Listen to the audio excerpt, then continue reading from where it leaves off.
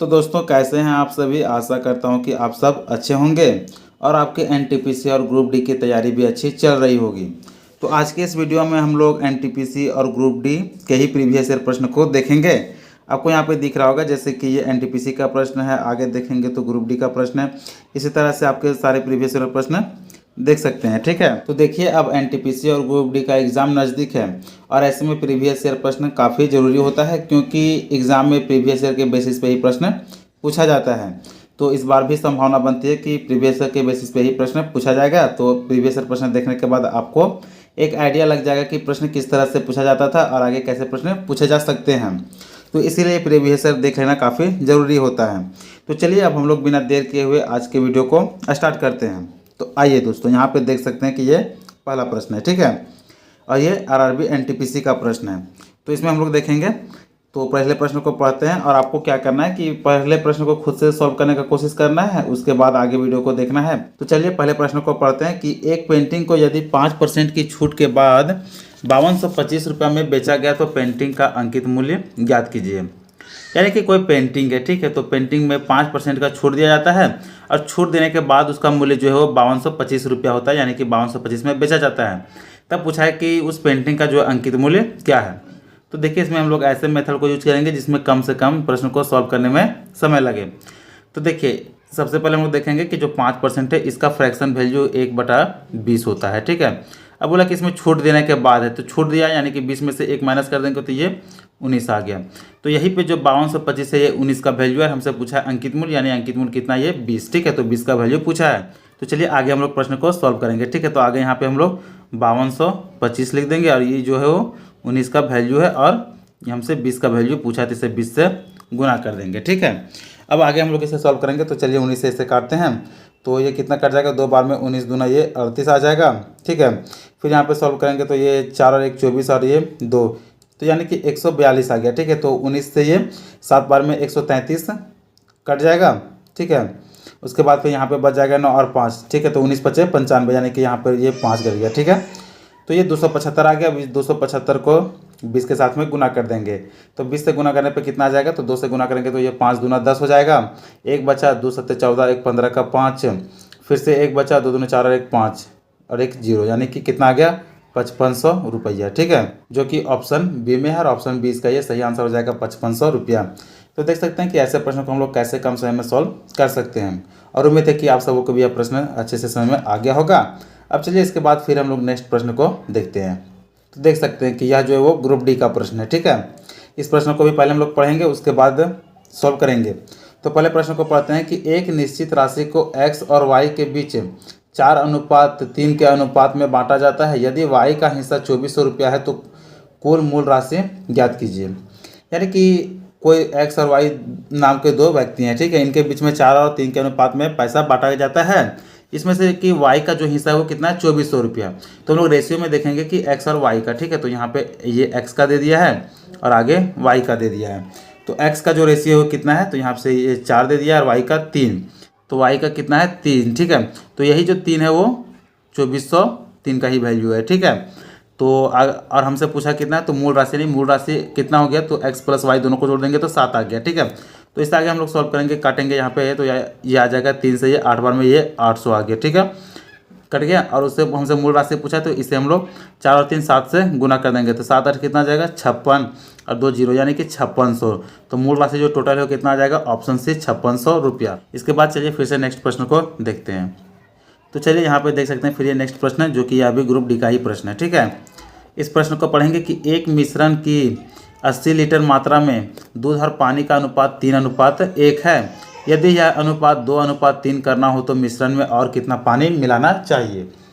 तो ऐसे प्रश्नों को हम लोग कैसे सॉल्व करेंगे, तो सबसे पहले देखेंगे ये जो 80 लीटर है वो कितने अनुपात में बटा है, तो 3 और 1 के अनुपात में। ठीक है, तो 3 और 1 यानी कि टोटल 4 है। तो इस 4 से हम लोग 80 को भाग देंगे तो कितना आ जाएगा 20, और 20 को 3 से गुना करेंगे तो ये आ जाएगा हमारा 60 लीटर मिल्क और 20 लीटर वाटर। ठीक है, इतना के रेशियो में आ गया। अब इसमें बोला है कि कितना और पानी मिलाना चाहिए, यानी जो रेशियो है वो 2:3 हो जाए, तो 2/3 कर देंगे। अब इसमें हम मिलाना चूँकि क्या है पानी, तो हम लोग दूध को जैसा है वैसे ही रहने देंगे। ठीक है, तो पानी मिलाने के लिए पानी को हम लोग x मान लेते हैं, यानी कि x लीटर में पानी मिला देंगे। अब चलिए इसे हम लोग इधर से तिरछा गुना कर देते हैं, तो ये आ जाएगा 60 या कितना आ जाएगा, ये 180 बराबर में 20 दूना 40 प्लस में 2x आ जाएगा। ठीक है, इतना आ गया। अब आगे हम लोग सॉल्व करेंगे तो 180 में 40 को घटा देंगे तो कितना आ जाएगा, 140 आ जाएगा बराबर में 2x आ गया।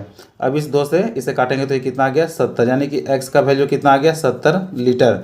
जो कि हमसे पूछा है कि पानी इसमें कितना और मिलाना चाहिए, तो इसी x का वैल्यू कितना आ गया, 70 लीटर, जो कि ऑप्शन डी में है, यानी कि ऑप्शन डी कितना हो जाएगा इसका सही आंसर 70 लीटर। ठीक है, यानी कि 70 लीटर पानी मिलाने पर रेशियो 2:3 के अनुपात में हो जाएगा। इसके बाद चलिए फिर से नेक्स्ट प्रश्न को देखते हैं। तो चलिए यह नेक्स्ट प्रश्न है और यह भी जो ग्रुप डी का ही प्रश्न है। ठीक है, इसमें बोला है कि रुपया 1280 की राशि पर 5% वार्षिक दर से 3 वर्षों में प्राप्त साधारण ब्याज ज्ञात कीजिए। तो यह काफ़ी इजी प्रश्न है। ठीक है, इसमें क्या बोला कि 1280 रुपया है, तो इसमें क्या है कि दर 5% है और 3 साल में प्राप्त साधारण ब्याज पूछा है। ठीक है, तो साधारण ब्याज जब भी बढ़ता है तो बराबर रेशियो में बढ़ता है, तो 5 से ये 15% बढ़ जाएगा। ठीक है, तो हम लोग इसे ना सॉल्व करते हुए भी डायरेक्ट इसे निकाल सकते हैं, यानी कि 15 को हम लोग 10 + 5 के प्रतिशत में ये कर सकते हैं। तो 1280 का पहले हम लोग 10% निकालेंगे तो ये 128 आ जाएगा, और इसी का फिर से 5% निकालेंगे तो ये 64 आ जाएगा। ठीक है, यानी कि 10 और 5 ये 10% का वैल्यू है और ये 5% का वैल्यू है, तो दोनों को जोड़ देते हैं। तो 4 और 8 12 का 2, 1 बचा, 6 8 और 1 9, यहाँ से 1, यानी कि कितना आ गया 192, जो कि ऑप्शन सी में, ऑप्शन सी इसका ये सही आंसर हो जाएगा 192 रुपया। ठीक है, तो देख सकते हैं कि ऐसे प्रश्नों को भी हम लोग कैसे बहुत ही कम समय में सॉल्व कर सकते हैं। इसके बाद आइए फिर से नेक्स्ट प्रश्न को देखते हैं। तो चलिए यहाँ पे ये नेक्स्ट प्रश्न है और यह अच्छा प्रश्न है क्योंकि ऐसा प्रश्न एग्जाम में पूछा जाता है। ठीक है, तो देखिए इसमें क्या बोला कि पहली 10 प्राकृतिक संख्याओं के वर्गों का माध्य ज्ञात कीजिए। तो देखिए इसमें तो एक आपका ये हो सकता है कि सारे प्रश्नों को, यानी कि 10 जो प्राकृतिक संख्या है सारे के वर्ग कीजिए, सारे को फिर जोड़िए, और माध्य कहने का मतलब ये एवरेज हो गया। ठीक है, यानी कि औसत इसी को कहते हैं। ठीक है, तो ये निकालिए, तो और एक हो जाता है कि फार्मूला पे। ठीक है, तो चलिए इस प्रश्न को सॉल्व करने का हम लोग डायरेक्ट फार्मूला देखेंगे। ठीक है, क्योंकि प्रश्न जो है डायरेक्ट फार्मूला बेस पे काफ़ी इजी बनता है। तो इसका जो फार्मूला है वो हो जाएगा n, ठीक है, +1 ब्रैकेट बंद, इसके बाद 2n + 1 और बटा में 6, ये इसका फार्मूला हो जाता है। ठीक है, इसी तरह से एवरेज का और भी फार्मूला है, आपको यदि नहीं पता है तो आप कमेंट करेंगे। तो चलिए अब आगे प्रश्न आता होगा कि ये n का वैल्यू क्या रखेंगे। तो यहाँ पे देख सकते हैं कि ये पहली 10 प्राकृतिक संख्या, यानी कि जो नंबर दिया गया है जैसे कि 10 संख्या, 15 संख्या, 12 संख्या। ठीक है, तो जो संख्या है जैसे कि यहाँ पे 10 संख्या है तो 10 ही n का वैल्यू है, यानी कि n बराबर 10 हो जाएगा। ठीक है, तो यहाँ n का वैल्यू 10 बैठाएंगे तो यहाँ से आ जाएगा 10 + 1 यानी कि 11 गुना में 10 दूना 20 + 1 यानी कि 21 बटा में 6, 3 से काटेंगे तो 3 7 21 और 3 दूना 6, फिर 11 7 77 और बटा में 2। तो इस प्रश्न का जो सही आंसर है ऑप्शन डी 77/2 हो जाएगा। इसके बाद चलिए फिर से नेक्स्ट प्रश्न को देखते हैं। तो चलिए ये अगला प्रश्न है। ठीक है, इस प्रश्न को पहले पढ़ते हैं और ये भी एनटीपीसी का प्रश्न है। इसमें क्या बोला है कि एक रेलगाड़ी 90 किलोमीटर की चाल से चल रही है, वह 15 मिनट में कितने मीटर की दूरी तय करेगी। तो देखिए इस प्रश्न में आपको कोई भी फार्मूला का यूज नहीं करना है, इसमें बिना पेन पेपर आप केवल प्रश्न को देख करके सॉल्व कर सकते हैं। ठीक है, कैसे सॉल्व करेंगे उसे हम लोग आगे चलिए देखते हैं। तो यहाँ पे देखिए आपको पता होना चाहिए कि 15 मिनट में कितना मीटर की दूरी तय करेगा, ये पूछा है। और जो रेलगाड़ी की चाल है वो 90 किलोमीटर प्रति घंटा है, यानी कि 1 घंटा में वो 90 किलोमीटर जाएगी। ठीक है, तो 1 घंटा में कितना हो जाता है, तो आप सभी को पता है कि 60 मिनट होता है। ठीक है, 60 मिनट में ये 90 किलोमीटर जाएगा। तो चलिए यहाँ पे आगे हमसे पूछा है कि 15 मिनट में कितने मीटर की दूरी तय करेगी। तो 60 मिनट को 15 मिनट में बदलने के लिए हम लोग इसे 4 से भाग देंगे तो ये 15 मिनट आ जाएगा। तो इधर से भी 4 से भाग देंगे तो ये कितना आ जाएगा 22.5 यानी कि 22.5। ठीक है, तो 15 मिनट में 22.5 किलोमीटर जाएगा। अब ये जो 22.5 किलोमीटर है ये किलोमीटर में, अगर हमसे प्रश्न पूछा क्या है मीटर में, तो मीटर के जैसे हम लोग 1000 से गुना कर देंगे। ठीक है, 1000 से गुना करके तो कितना आ जाएगा 225 और ये 2 जीरो। ठीक है, चूँकि एक पॉइंट के बदले में 1 जीरो ये खत्म हो जाएगा, 2 जीरो आ जाएगा, यानी कि 22,500 मीटर। ठीक है, ये इतना दूरी 15 मिनट में ट्रेन तय करेगा, जो कि ऑप्शन डी में, और ऑप्शन डी इसका ये सही आंसर हो जाएगा। तो देख सकते हैं कि ये प्रश्न कितना ईजी था और इसमें बिना पेन पेपर किए आप सॉल्व कर सकते थे या नहीं। इसके बाद चलिए फिर से नेक्स्ट प्रश्न को देखते हैं। चलिए ये नेक्स्ट प्रश्न है, ये भी एनटीपीसी का ही प्रश्न है। इसमें क्या बोला है कि समांतर श्रेणी 3, 8, 13, 18, 23 का 50वां पद क्या है होगा, यानी कि समांतर श्रेणी का प्रश्न है। ठीक है, अब ऐसे प्रश्न को हम लोग जो है डायरेक्ट फार्मूला बेस पे ही कर सकते हैं। तो ऐसा इसका फार्मूला आप लोगों को पता होना चाहिए, ठीक है। तो फार्मूला सबसे पहले हम लोग देखते हैं कि इसका फार्मूला हो जाता है टी एन बराबर में A plus N minus 1 into D, ये इसका फार्मूला है, ठीक है। अब आपको पता नहीं होगा कि टी एन ये क्या है, ए क्या है, एन क्या है और डी क्या है। तो ए सबसे पहले हम लोग देखेंगे, ये जो ए है वो फर्स्ट पद होता है, ठीक है, यानी कि प्रथम जो है वो ए होता है। उसके बाद हम लोग डी पूछेगा तो डी A2 माइनस A1 होता है, यानी कि 13 में से 8 माइनस कर देंगे तो डी बराबर कितना आ जाएगा, ये 5 आ जाएगा, ठीक है। उसके बाद फिर एन, तो एन बराबर क्या आ जाएगा, ये 50वां पद है तो एन का बराबर 50 आ जाएगा। और टी एन यानी कि ये 50वां टर्म पूछा है, तो हम लोग निकालेंगे तो टी यहाँ पे आगे इसका फॉर्मूला बनाएंगे तो ये टी 50 बराबर में ए का वैल्यू कितना आ जाएगा, तो ए का वैल्यू 3 दिया है तो 3 लिख देंगे, प्लस एन का वैल्यू कितना है, तो एन का वैल्यू 50 में से 1 माइनस कर देंगे तो ये यहाँ से ये 49 आ जाएगा, ठीक है। और गुना में डी का वैल्यू कितना है 5, तो इसे 5 से गुना भी कर देंगे। तो चलिए अब यहाँ पे आगे हम लोग इसे सॉल्व करेंगे तो ये आ जाएगा, तो फिर यहाँ पे आ जाएगा ये, इसको इसके साथ में गुना कर देंगे तो 50 आता तो कितना आता है, 50 को 5 से गुना करेंगे 250, ठीक है। उसमें 5 माइनस कर देंगे यानी कि 245 आ गया, और 245 में इस 3 को जोड़ देंगे तो कितना आ गया टोटल 248, ठीक है। यानी कि इस टर्म का जो 50वां पद है वो कितना आ गया 248, जो कि ऑप्शन बी में और ऑप्शन 20 का ये सही आंसर हो जाएगा।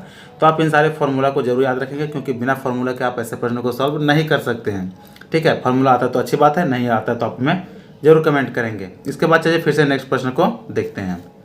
तो चलिए यहाँ पे फिर नेक्स्ट प्रश्न, और जो कि ये ग्रुप डी का प्रश्न है, ठीक है। इसे पहले पढ़ते हैं कि एक गांव की जनसंख्या में 10% वार्षिक दर से वृद्धि होती है।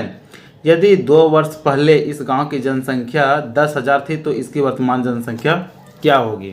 तो देखिए आप सभी को पता होगा कि ये जो जनसंख्या बढ़ती है तो ये चक्रवृद्धि ब्याज के जैसा बढ़ती है, ठीक है।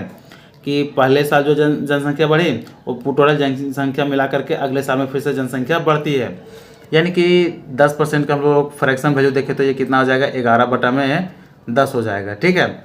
और यही बोला कि 2 साल, तो 2 साल 11/10 करके ऐसे बढ़ा है।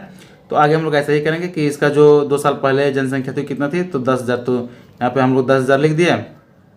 पहले साल में बढ़ी कितना, तो 11/10, और फिर से नेक्स्ट साल में 11/10, इतना ही बढ़ा, ठीक है। इसके बाद जो आएगा वो हमारा आंसर आ जाएगा। तो आगे सॉल्व करेंगे तो यहाँ पे 2 जीरो से ये 2 जीरो कट जाएगा। आगे सॉल्व करेंगे तो ये 11 गुना 11 यानी कि ये 121 हो गया, और ये 00 यानी कि ये 2 जीरो आ गया, ठीक है। तो कितना हो गया 12,100, जो कि ऑप्शन ए में, और ऑप्शन ए इसका सही आंसर हो जाएगा 12,100 इसकी वर्तमान जनसंख्या हो जाएगी, ठीक है। तो देख सकते हैं कि जनसंख्या वाले प्रश्न भी एग्जाम में काफ़ी ज़्यादा पूछे जाते हैं, तो ऐसे प्रश्न भी आपके लिए काफ़ी इंपॉर्टेंट हैं। इसके बाद चलिए फिर से नेक्स्ट प्रश्न को देखते हैं। तो चलिए अब यहाँ पे इस प्रश्न को हम लोग देखेंगे, ये LCM HCF का प्रश्न है, ठीक है। इसमें क्या बोला है कि 24, 42 और 56 का लघुत्तम समाप्त वर्ग यानी कि LCM ज्ञात कीजिए। तो देखिए इसका LCM छोटा संख्या तो काफ़ी ईजी है, आप चाहे तो बेसिक मेथड के जैसा लगा सकते हैं, या फिर आप इसे गुणनखंडन से भी कर सकते हैं, ठीक है। जैसे कि यहाँ पे 24 का जो गुणनखंड करेंगे तो ये कितना आ जाएगा 2 गुना 2 गुना 2 2 दूना 4 दूना 8 दिया 24, ये आ गया। फिर इसमें लोग 42 से करेंगे, ठीक है। तो 42 का कितना आ जाएगा, तो इसका आ जाएगा 2 गुना में 3 6 और 7 42, ये आ गया। इसी तरह से 56 का करेंगे तो 56 का कितना आ जाएगा 2 गुना में 2 गुना 2 और गुना 7, ठीक है, और 7 56, ये इतना आ गया। तो LCM यानी कि लिस्ट कॉमन मल्टीपल आ जाएगा, ठीक है। तो चलिए इसका LCM हम लोग निकालते हैं, तो गुना कर देते हैं 2 गुना 2 गुना 2 गुना 3 गुना 7, ये आ जाएगा, ठीक है। इससे आगे हम लोग गुना करेंगे तो 2 दूना 4 दूना 8 8 दिया 24 और 24 7 68 यानी कि 168 आ गया, ठीक है, जो कि ऑप्शन सी में है, और ऑप्शन सी 168 इसका ये सही आंसर हो जाएगा। तो आप ऐसे भी निकाल सकते हैं, और एक बेसिक मेथड से जो आता है 24 42 और 56, ये ऐसे भी आप निकाल सकते हैं, ठीक है। ये भी काफ़ी ईजी है। इसके बाद चलिए फिर से नेक्स्ट देखते हैं। चलिए यहाँ के प्रश्न को देखते हैं कि 84 भाग 32 गुना 8 माइनस 15 भाग 8 गुना 19 माइनस 35 का मान ज्ञात कीजिए। यह प्रश्न देखिए NTPC स्टेज 2 का है, ठीक है, यानी कि CBT 2 का प्रश्न है।